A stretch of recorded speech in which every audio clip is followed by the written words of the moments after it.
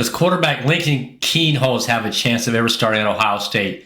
Listed at 6 foot 1.5 inches, 182 pounds.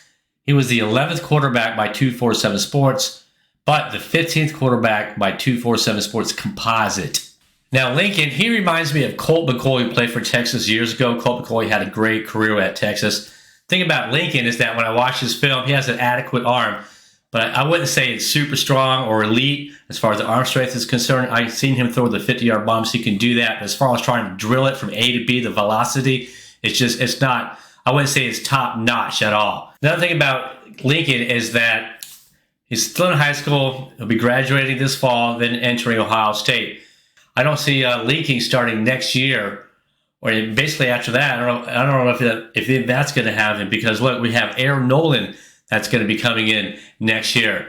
He'll be a year behind Lincoln. Plus, if you followed Aaron Nolan at all, Aaron Nolan's got a better arm, can move better, has a better passing feel for the game, threw for a lot of yards. Potential, we're riding our hopes on Aaron Nolan. If you look at Lincoln in high school, he ran for over 1,400 yards and threw for over 3,400 yards. The news was when he first committed to Ohio State was that, hey, we're going to have a quarterback that could run and throw, because C.J. Stroud just wasn't running. He wasn't mobile enough to be running around. And that was the knock on C.J. But hell, I think C.J. did pretty good for us, if you ask me. So do we really want a quarterback that's going to be running a lot? Well, I don't think they're going to let him run a lot, number one, because, Ryan Day likes to pass the ball all over the place, which is good, because you have to pass, to really win and succeed, especially against top defenses. You saw what we did against Georgia. We had a pass. Running that ball, I don't think it would have got us that far.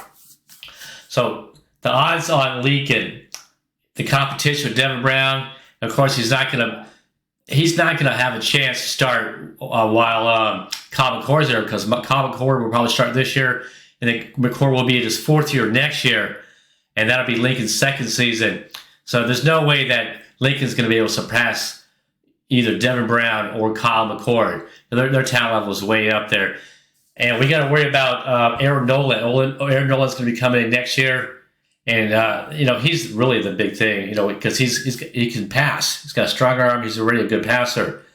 But Lincoln has a lot of confidence. He was asked, if you had to compare yourself to a college player, who would it be? His response was, I like to watch Bryce Young a lot because of his arm and shiftiness.